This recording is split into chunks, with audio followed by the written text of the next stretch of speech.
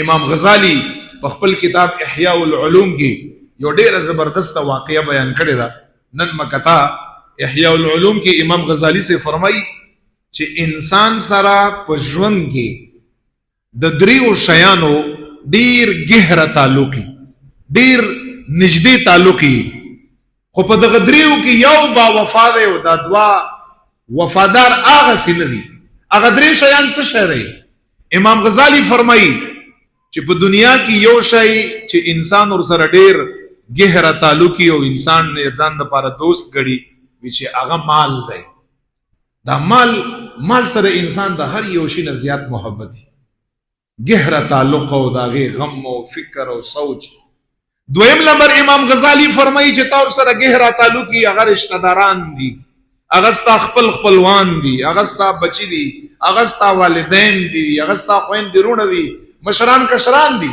دې سره انسان ډیر گہرا تعلق.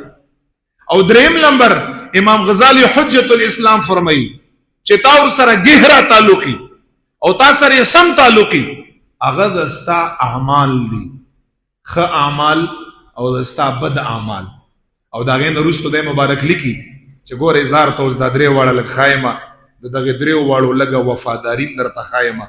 دغه دریو واړو لګه دوستانم درته خایمه چې تاسو په کوم شي کې مشغول یې هغه ډیر بے وفا دی او چې کوم شي باندې توجه نه ده هغه د ټولو نه زیات وفادار دی.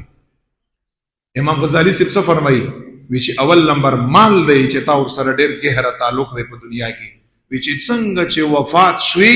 وی چې په اومدغه ځای باندې انسان نه پاتې شو سره مخ کی زینه بس دا په دې ځای باندې تا نه پاتې شو. دا د ټولو نه زیات تعلق تا مال سره دی او ټولو نه پس ته مرګ، ټولو نه اول د چې څوک پریدي او ټولو نه زر ته پریږدي، ټولو نه زر هغه ستا مال دی چې ته وفات شوي ته خپل جایداد پرېښودی،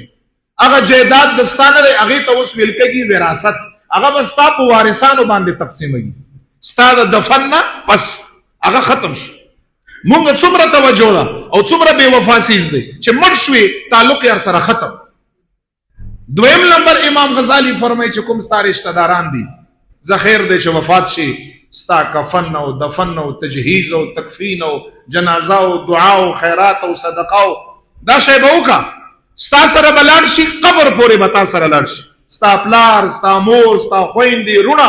چې زیاته وفاداری در سره وکړه به تا سره قبر پورې لاړ شي. قبر پورې چې څنګه لاړ شي ته به قبر ته داخل شي. امام غزالی سے فرمایي دوی به بیرته واپس خپلو کورو ته راشي، خپل ژوند بکا، خپل زندگی بکا. او دریم نمبر تاسو وګورئ چې په دې کې څومره وفا ده. او دریم نمبر امام غزالی فرمایي هغه څیز چې په دنیا کې ستا ورسره یو پیره تعلق پیدا کړه هغه څیز په دنیا کې هم تعالی عزت درکوي، هغه څیز تا سره قبر لمزي، هغه څیز تا په قبر کې نه پریږدي، تعالی په قبر کې عزت درکوي. هغه څیز چې کله قبر نه راوځي او رب په طرف باندې لاړ شي په ورځ د محشر باندې هغه څیز تا سره په محشر کې می هلته هم در عزت درکوي، د الله د حضور په وړاندې هم در عزت درکوي، د مصطفی علیه السلام په وړاندې هم در عزت درکوي، تر دې پورې چې تر څو پورې ته جنت ته نه داخل کړی چې جنت ته داخل که په جنت کې هم در سره ملګری. امام غزالی فرمایي هغه څیز د ستا نیک عمل او نیکۍ دي، اته نه پرېږدي.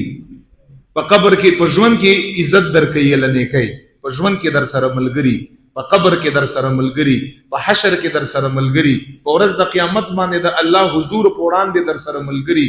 جنت ته به داخلي دغه نیکۍ او چې جنت ته داخل شي په جنت کې به د نیکو اثرات در سره وي چې هغه مراتب دي، هغه درجات دي.